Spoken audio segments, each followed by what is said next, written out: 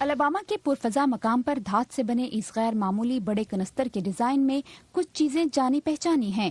یہاں خلائی ٹیکنالوجی کا بہت سا ورثہ موجود ہے، لیکن اسے دوبارہ استعمال ہو سکنے والی فکسڈ ونگ تاریخی اسپیس شٹل کو مدار میں بھیجنے کے لیے استعمال کیے جانے کا ارادہ نہیں۔ اسے 2011 میں ریٹائرڈ کر دیا گیا تھا، جب ناسا کی جانب سے کسی امریکی خلاباز کو آخری بار خلا میں بھیجا گیا تھا۔ اس وقت ناسا کے مارشل اسپیس فلائٹ سینٹر میں جس چیز پر کام ہو رہا ہے وہ ایک نئے اسپیس لانچ سسٹم یا SLS کی بنیاد ہے۔ تاریخ دان برائن آڈم کہتے ہیں کہ یہ ایک بڑے اسپیس لانچ سسٹم کا حصہ ہے جو ایک نئے اورین کیپسول کو خلا میں بھیجے گا۔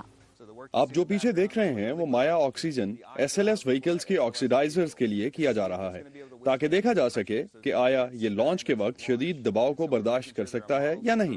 ہم یقینی بنانا چاہتے ہیں کہ ہمارے ماڈل ٹھیک ہیں اور اب تک تو سب ٹھیک لگ رہا ہے۔ مارشل اسپیس فلائٹ سینٹر پر ایک مرتبہ ٹیسٹنگ مکمل ہونے کے بعد اس کا مقصد صرف کیپ کیناویرل سے خلابازوں کو مدار میں واپس بھیجنا ہی نہیں بلکہ اس کے مقاصد اس سے بھی بڑے ہیں۔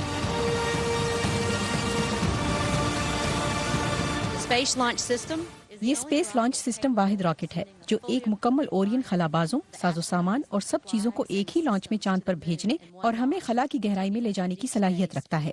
فلائٹ سینٹر کی ڈائریکٹر جوڈی سنگر جانتی ہیں کہ ایک نئی خلائی دوڑ کا آغاز ہو چکا ہے اور اس دفعہ چین کے ساتھ جو اگلے 10 سالوں میں چاند پر عملہ بھیجنے کا ارادہ رکھتا ہے۔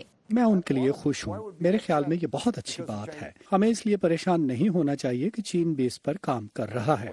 خلاباز الوارڈن جو 1971 میں چاند پر اپولو 15 مشن کے پائلٹ تھے سمجھتے ہیں کہ ناسا کو چین کے ساتھ اشتراک کرنا چاہیے۔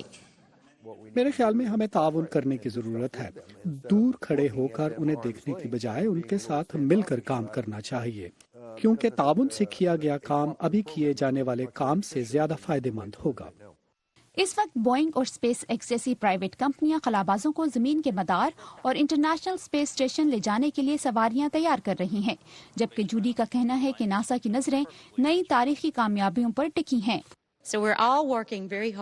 ہم سب پہلی خاتون اور مرد کو 2024 تک خلا میں بھیجنے کے لیے بہت محنت کر رہے ہیں اور ہم نے جو سیکھا اسے مریخ تک جیسے آئندہ مشن پر لاگو کریں گے۔ کسی عملے کے بغیر چاند پر بھیجے جانے والا پہلا مشن آرٹمس عارضی طور پر آئندہ سال کے لیے شیڈول کیا گیا ہے۔ آرٹمس 2 2022 تک خلابازوں کو چاند پر لے جائے گا، جبکہ آرٹمس 3 2024 تک چاند کے جنوب قطب پر اترے گا۔ کین فرابو کے ساتھ وردہ خلیل، وائس آف امریکہ۔